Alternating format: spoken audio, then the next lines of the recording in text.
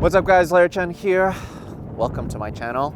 We got my good friend Matt Field here with his awesome Corvette. How are you? We're back. I'm good, dude. So I just saw that you completely refreshed this vehicle. Just from your social, you've pretty much took it apart piece by piece and put it back together, huh?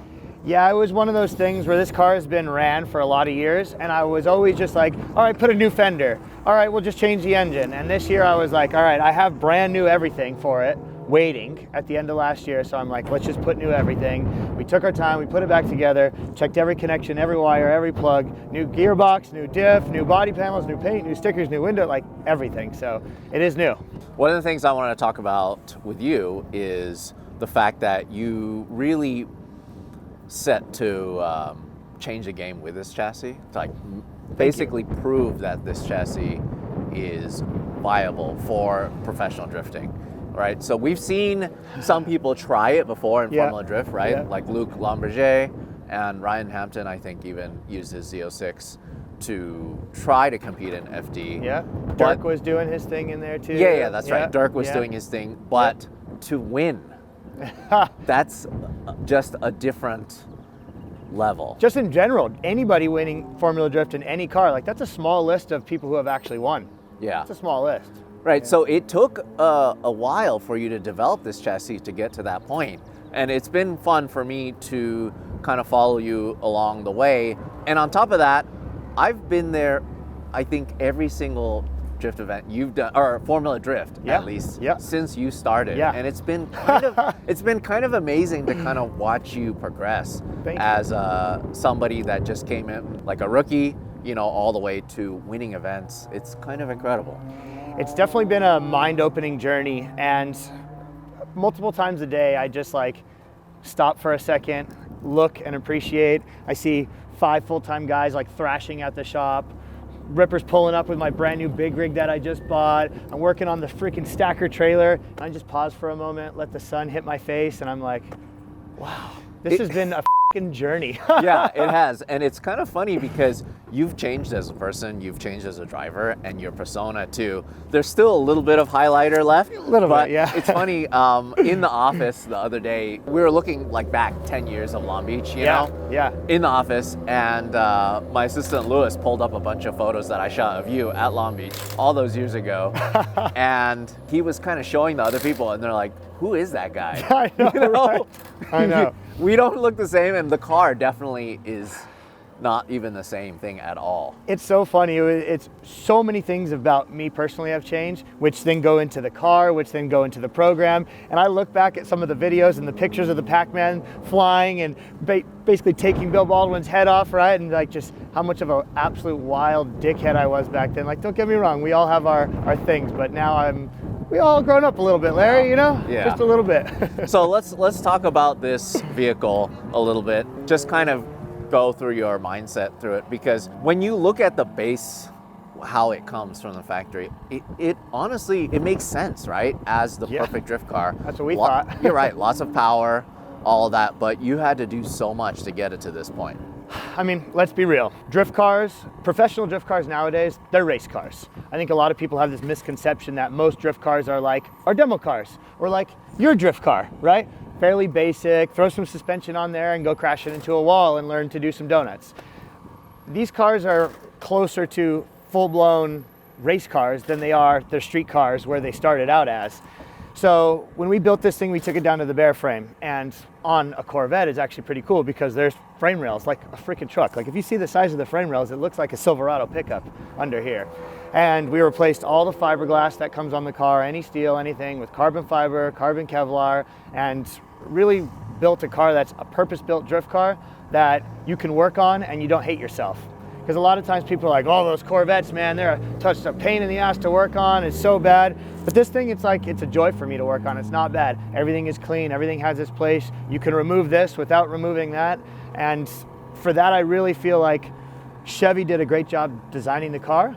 And I think that after the 4, going into 5 years running this car, I think me and my team have done a pretty good job of making it decently reliable, pretty nice to work on, and one hell of a drift car. It's kind of interesting also because that's kind of getting on the older side, right? Of a lot of FD cars. Yeah.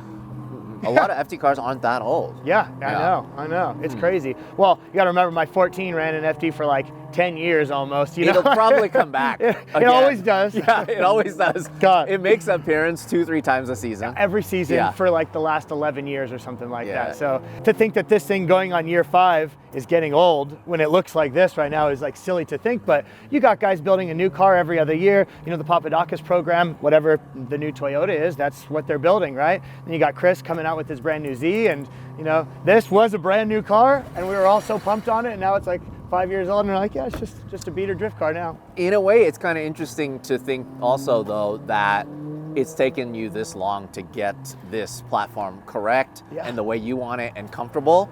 I kind of feel for the guys that have to relearn their cars every couple of years. Absolutely. Yeah. I think fortunately for a lot of people, there's a good base and a good team behind you. But when I built this car, I necessarily didn't have that, right? I was like an S chassis dude from day one. I grew up driving an S13, built my S14, developed suspension with Part Shop Max. That's all I knew. I didn't know anything about double wishbone. I didn't know too much about like the anti-squat things that we had going on. I knew just enough to maybe get myself in trouble with the S chassis. But going to this, it was a whole new learning experience with things. And then it drove different. No matter what, people say like, each car has its own little thing and it drives different. And when you're at the top level and when we're playing a game of like inches or millimeters, not a game of feet, there's a big difference in how the car feels when you have 6 feet behind you where you have 4 feet behind you. Yeah, that's a really good point, right? So you're sitting so far close, back. so close to the rear wheel. So you feel the swing so much more completely differently. So when I drove this car, I got a couple of test days before Long Beach, the first year, and we go right to Long Beach, right? And I throw it in on the wall, I get out to the touch and go, transition to zone 1, finish the run. I'm like, all right, we're getting warmed up, I'm feeling good. Chow, my spotter, where are we at? And he's like, about 3 feet, Matt. And I'm like, you gotta be kidding me. I feel like my bumper is on the wall right now. Like, did I scrape it? Did I knock the wing off? And he's like, dude, you're 3 feet off the wall. So to learn how to calibrate that, like, it almost took me a year to calibrate just that, because I had 16 years in an S chassis. Then all of a sudden you jump in this thing, couple test days, go to Long Beach, throw it on the wall. It was difficult. Amazing. Yeah. Can we take a look at the engine bay? Let's start. Of course. Taking apart this car here. Of course. Dun, dun, dun.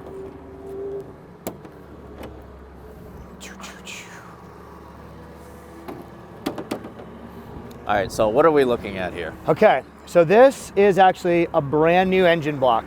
It's produced by Concept Performance, which makes the LSR. So this is a lot stronger than the blocks that I was using before. It's a lot stronger than the GM blocks. And it's a supercharged 427 Texas Speed engine. So it has Texas Speed LS7 style heads. Obviously, I make a joke, but it's really not much of a joke. Really, the only thing factory on this thing is the intake manifold and the oil pan gasket. Everything else is aftermarket, and that's kind of something that's really nice about the LS. Like, you can call Callies, you can get a crank. You can call Callies and get rods. You can get these from these guys, these from these guys. And generally speaking, they have it in stock. Lately, it's been a little bit more difficult, but you can basically build an entire LS, make 1,000 wheel horsepower with stuff that's on somebody's shelf here in the US. So you really, it's fortunate. So, and that's how much this makes, 1,000 wheel horsepower? So this made 1,068 on the dyno, like all in. Probably how we're gonna be running it today is like 1,040. And we turned up the boost a little bit, so I changed the pulley on the Vortex supercharger this year because I have that stronger block to turn up the boost a little bit and see if she lives. It's crazy. Just this, is this yeah, carbon Kevlar, HGK, same thing. HGK, Same thing as all the bumpers and. Wow, this is crazy. Like it's crazy that all of this, it's like represents like the factory stuff almost. Because it's molded off the factory stuff. But can you just, the amount of time that it took Chris Dapps and his crew and the OCT guys to remove the factory panel, not destroy it, fix anything that they destroyed, make a mold, and then pump out these things, all with the hope that like the Corvette chassis will eventually take off. Like, this is a rare, like, there's not 1,000 people in the world who bought this, you know? It's like a weird, very niche thing. With that said, did you have to add a lot of weight back into the car? So I did, when I first built the car, it was a little bit heavy. Then I changed the doors to carbon Kevlar, and then I was a little bit light. And then I changed my exhaust to titanium, and it was a little bit light. So I'm kind of like, instead of having to add the weight, I'm just changing the parts on the car because we're like right on the level. So with me in it, it's 3,050. And for this tire size that I'm running, I need to weigh 3,000. But we got to remember, right? It's 3,000 pounds.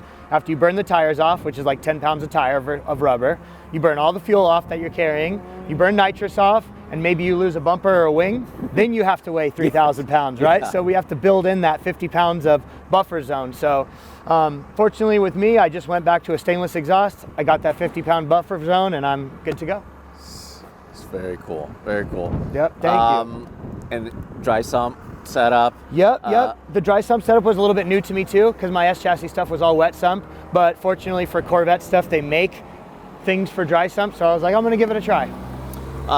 Tell me about the suspension, because I don't know, what did you do on the suspension on this? Because this is not leaf spring anymore? Right, so yeah, you can kind of even see it through the headlight here. Yeah. Look at that. So yeah, factory Corvette has a mono leaf, right? Yeah. And what that means is that there's a straight leaf spring like you would have on a pickup truck, but instead of the leaf spring going forward to back, it goes side to side. So it actually connects the front wheels, and there's no spring. Like a traditional coil spring that I have in there, Corvettes don't have them. It's a shock with the freaking leaf spring that holds the car up. So on your demo car, your street car, it's still leaf spring? No, I just recently changed everything over to coilovers. Got it. But I did that also because Part Shop Max makes the stuff to convert it over. And you know, before I think there's like 2 companies that are really making top quality drift suspension for a Corvette, and it's Odie, who makes some stuff for feel, and Part Shop Max, because everything else for a Corvette is road race stuff. So the springs are way too heavy, the dampening is like completely opposite of what we want, they're way too stiff, they're really short, you have no travel. So now that these parts are out there and they're easily accessible, it makes sense why we're seeing so many more drift cars. So does this have to be strengthened at all for it to handle the extra? It doesn't. I know, because usually like with the BMW, you're blowing the shock towers out of the thing when you put true coilovers on. Nope. You just bolt the coilover right in and send it on its way. That's incredible. I feel like that's pretty cool. But I mean, let's be fair. Look at the frame rails on this thing. The whole car is like overbuilt beef. The subframes are like massive. Everything's big and heavy. I just got these brand new Willwood, and this is like their racing brakes now, right? So the racing colorway, the racing caliper, the racing logo, like it's definitely something new for them. Because I had just, you know, the regular black off the shelf Willwoods, and now that they're coming out with this, we decided to make the switch. It's a full Willwood Corvette kit. So the multi-piece rotor, the brake pads, the rotors, or the calipers, everything. They're Forged Star wheels. And what's really cool about Forged Star is that I'm able to finally get a monoblock wheel. And I've had 3-piece wheels forever, which I love. But there's something about a monoblock in terms of like lightness and replaceability, and like the fact that I can get kind of any offset that I want built into a monoblock. That's rare, where normally they're like, this is off the shelf. Forged Star makes it so that you get the monoblock and then machine it to what you want it to be. So it was nice to be able to get monoblocks on the car and have white wheels. Because I don't know about you, but I'm really just not into white wheels with a lip. I don't like it. Yeah. If you want white wheels, great. it's got to be. Yeah. I love the livery. I love, you know, the Falcon scallops are very iconic in drifting. And we got 3 of them here. Yeah, exactly. Yeah. It's crazy. I feel so fortunate that I don't have to come up with a new livery every year, because that's stressful in its own. What's the car going to look like? What are the partners wanting? Where's this going to go? I'm just like, all right, again, with the scallops, thank goodness. Very cool. So also, talking about brakes, you need those because this car is fast. So that's the thing. You remember, Larry, when we kind of both first got into it, everyone had the smallest, lightest calipers, the smallest, lightest rotors. Even when Daigo came in 2012, I don't think he even had, like, I think he had like a non-slotted. Yeah. And it had a weird design. It was like for a sprint car. It was solid. Yeah. It was like for a bicycle. Exactly. Yeah. Mountain bikes have bigger brakes nowadays. Yeah, the cars are just so fast. And you got to remember too, bigger tire, more speed, more weight. More weight means more brakes to slow down. So when on my S14, I had tiny little things and I would overheat them on the bank. Like if I'm left foot braking behind somebody on the bank, I would come into the inner bank and my brakes would be different. So it was more, like they still worked, but it was a different engagement point. So we wanted to try to keep it more consistent. So we went with the bigger brake that would have some venting, that would kind of keep the temperatures more even, because you don't want it too hot, but you don't want it too cold, right? So this is a full size, like big vented Z06 size rotor, multi-piece. Yeah, it's crazy. And then a separate one. And then look, that's probably the same caliper you have on your car right there. Probably. Some 350Z, yeah. It's Part Shop Max, and Part Shop Max loves to use Nissan stuff because that's where they all started. So it's a Nissan caliper on a Part Shop Max knuckle for a Corvette. Yeah, one of the things that we talked about recently too is when I actually filmed you on Horse Thief with this vehicle. Yeah. A lot of people don't realize it's like, he's drifting. He's not actually going that fast. But, oh my God. Oh my God, I am pushing 10 tenths.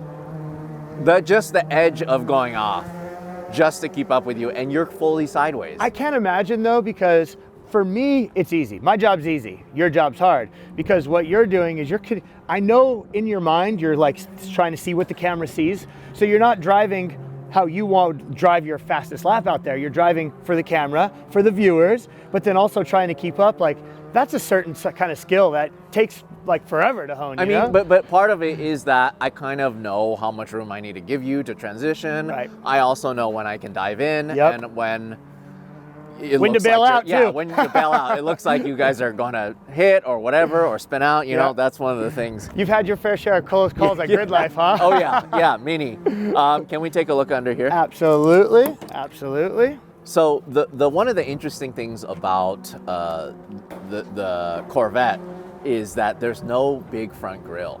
Yeah. Right. So when you look at the street car, it takes all the air from underneath.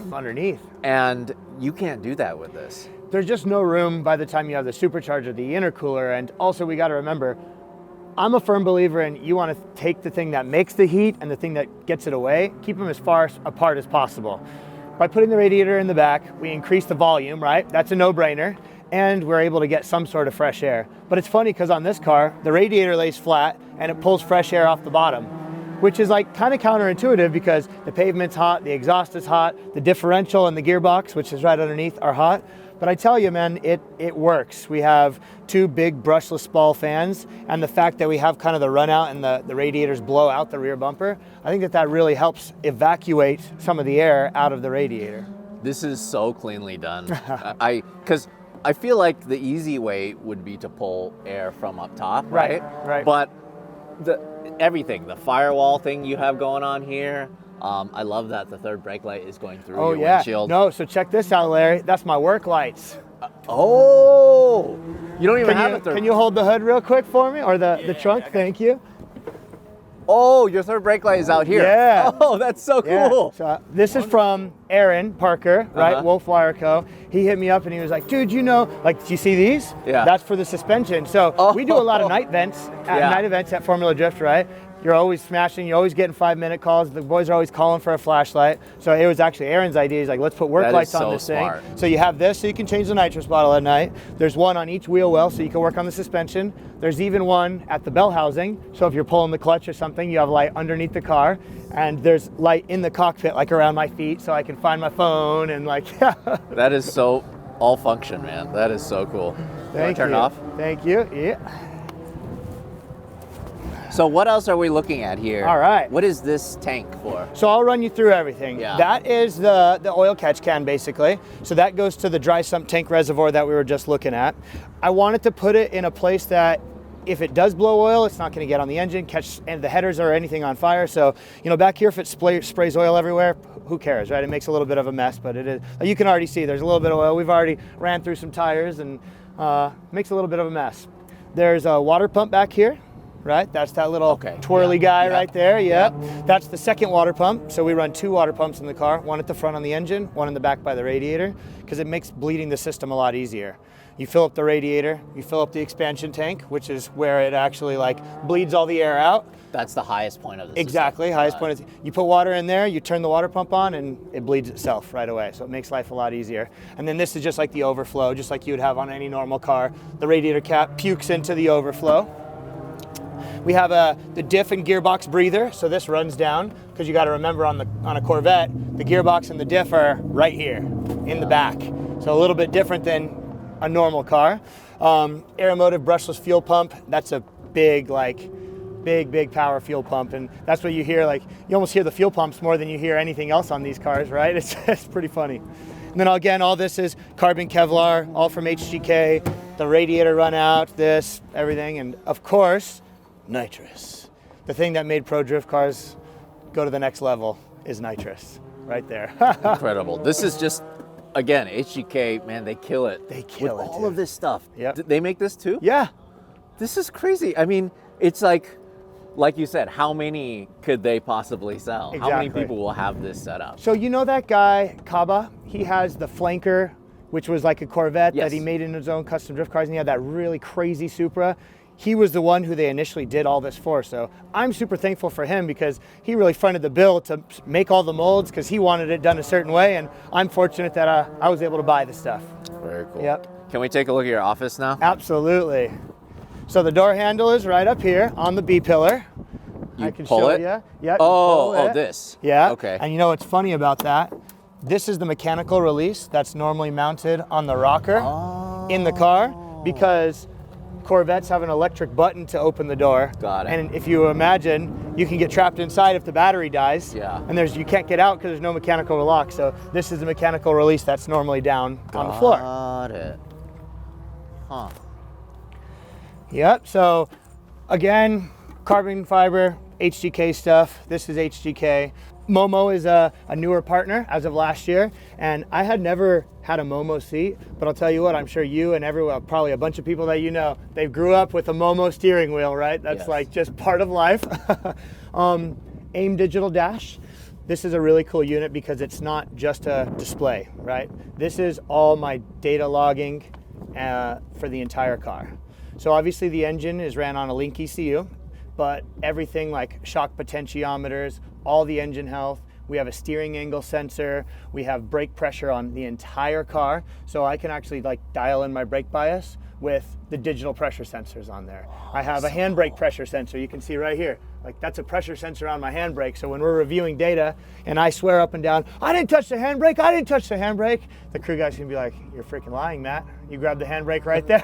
Subconsciously. Yeah, exactly. Yeah. And then that actually will run the Smarty Cam, so you can see it right back here. So that's like a automatic recording device that you can actually layer over each other and compare your data. So another challenge that you have with the Corvette is the fact that this has to be structural, right? Yeah, so you see the standard roof line ends right here, and then this is just a thin little piece of carbon fiber that doesn't do anything. So it was definitely a working experience with Kevin, because Corvettes are Kevin is the technical manager of Formula Drift.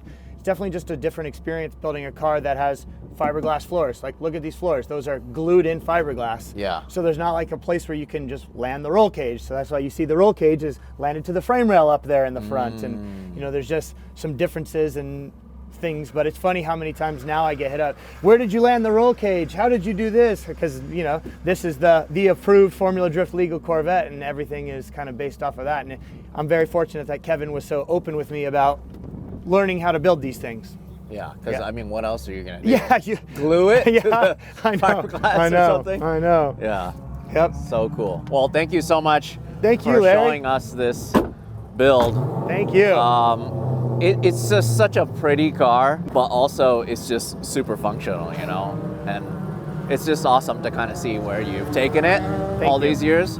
But yeah, we're out here to do some shakedowns, right? Let's have fun. The work is done. I'm gonna drive. Yeah. Wait, you know, it would be funny is if you take photos of me driving. Oh, all right, just set me up with the camera. Yeah, that would be and I'll terrible. put myself in a really dangerous position, and I'll even get blasted with rubber, just for you, Larry. Just for you. But we're stoked on that, like just to see this again. And is this a new thing, this headlights? Did you save weight that way? Yeah, that was another thing to weight Okay. savings, because you got to remember, a big stock headlight with the projectors and the HID and all of that hanging over the front wheel, it's not good for weight balance. And I actually learned this trick from Mr. Odie over there, where you just buy, and I'm fortunate that I could buy the covers, and then I just run a little LED back there, right there. Yep. It's 'Cause I'll tell you functional, also, still works. the headlights are expensive for a Corvette. They're like $700 each. Yeah. And if you just bump somebody, look at where they're sitting, right? You bump somebody, you run over your own headlight. Damn it! So yeah, this is a cheap alternative, and it makes life a lot easier. Race car things. Race car things. Yeah. Cool. Awesome. Thank you so much. Absolutely, Larry. Let's get it. All right.